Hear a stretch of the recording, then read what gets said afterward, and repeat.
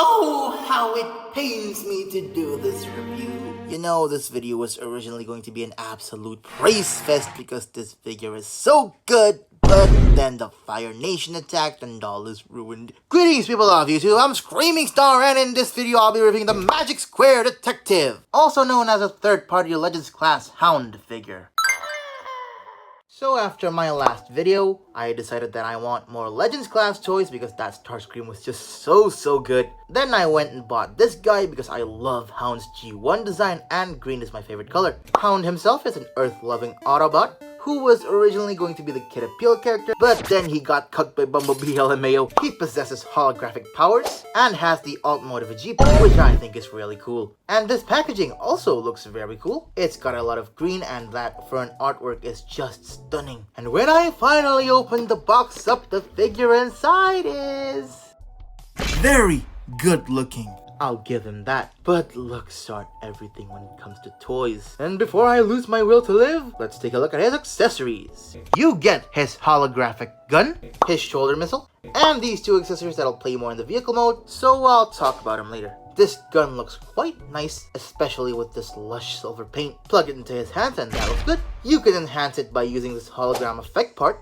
Kinda wish it was blue instead of smoke black, but this works I guess. This being a hologram effect, meaning anything you put in front of it is technically Hound's accessory. And since in the show he also used this as an actual firing gun, you can put any 3mm effect parts into this port. This comes from my last review and looks really cool. You also get his shoulder missile, which can be plugged into his right shoulder. It's on a slight hinge joint and also looks pretty good, though I don't like how it often blocks the head. More of a problem with the actual design TBH. Also, this missile piece can be removed, so be careful with that. Yeah, he's got some good accessories. I really like it so far. But the base figure looks amazing. So dead onto his G1 model, it's almost scary. Colors are a bit darker than how he looked in G1, but I still think it looks good. Kinda reminds me of his Netflix figure if anything. But he lacks much of the surface details of that figure and his head sculpt looks way more G1 accurate. It's really impressive at how much kibble they were able to abolish at this small scale. Even his back is so accurate.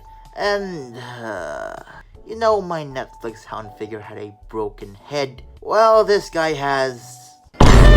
This is my one yet fatal flaw with this otherwise excellent figure. Why oh why did they think that this thin-ass clear piece could survive by being attached to these nightmarish hinge joints? Why don't just assign them to one long hinge joint in the middle, or I don't know, maybe make it a painted piece of blue plastic instead? Hasbro won on this part. It's unfortunate because again, this figure is so good until that happened. So yeah, if you still want to buy this figure, I urge you to be extra careful when handling this back piece. It's inevitable too, since you're automatically gonna touch his back piece if you're holding the figure normally. Also, this torso connection is the most solid, now end me please. Other than that, the figure overall feels fairly solid and is still pretty fun to pose. I don't know about y'all, but I think his posability is gonna have something to do with the fact. For something so small, his articulation is great, except for, you know, let's just get on with it. Head is on a really tight ball joint, which can move all over the place, you know the drill. Look up that far, can't look down at all. No pivot, and a swivel that's way too tight. I'm not gonna, you know, as I said, this is on a hinge joint. Shoulders can rotate 360, move out about that far. Biceps swivel, elbow bends in more than 90 degrees on a single hinge joint. That's really cool. Surprisingly, he's got a wrist rotation. I love that. He's got a waist swivel and go to the transformation. A great ab crunch. Just be careful with the crap. Hips are a bit weird because they can move forward all the way like that, but not back at all, which is admittedly fine. In order to activate the split, you gotta move these hip skirts outward, and now he can do the splits a bit loose. Thigh rotation, double jointed knee that bends in all the way like that. Ankles move down that far, up that far, and finally, of course, a pivot. Also, because I'll forget to mention this in the vehicle mode, the wheels are made of rubber. Nice. Posability on this guy is more than adequate, and why don't we just get him to strike some poses?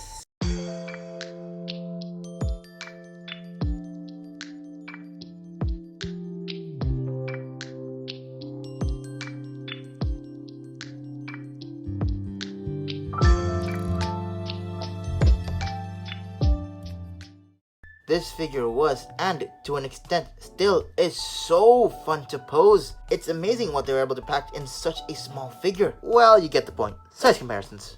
Here's Detective aka Hound next to Studio Series 86 Core Class Rumble, because there's that one fight scene where they're both like the same size, and I think this works pretty well. My only other Legends class figure, the New Age Starscream KO that I reviewed last time. Weird that despite him having the better feeling plastic, this is the one that broke out of the two of them. I still like both of them. Comparing him to a regular 6-inch scale figure, we have the Marvel Legends Mr. Knight. And finally, the Transformers Netflix/Siege War for Cybertron Hound figure. Broken head, broken windshield. For some reason, I don't have the best of luck when it comes to Hound figures. Now comes the part that I dread the most about doing this review. The transformation. Now, not gonna lie, the transformation was fine until the, and the instructions are actually very helpful. Bro. So yeah, let's get into it and pray for the best.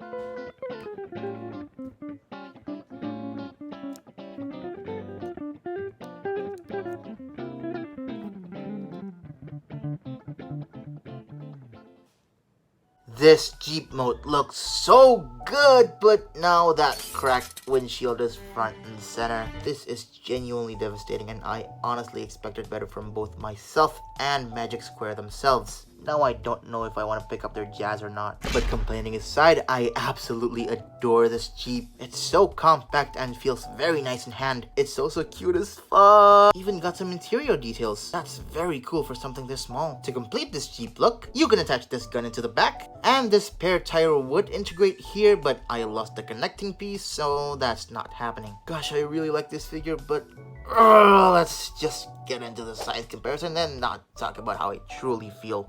Here's Hound next to, not Starscream, Rumble, the absolute giant that is Mr. Knight, and finally, Siege Hound. And that concludes my review for the Magic Square Detective. I can't deny this figure is very well made and well engineered for the most part. The windshield issue is a small yet detrimental flaw to this otherwise fantastic figure. I would only recommend this to you if you know that you can be careful with that windshield and already have a fail-safe method to repair it in case this happens to you. I just use some glue, honestly. Thank you so much for watching this video. If you have enjoyed it, please do leave a like and a comment. Don't forget to subscribe, and I'll hopefully see you all next time. I sense the presence of Dark Energon in my next review.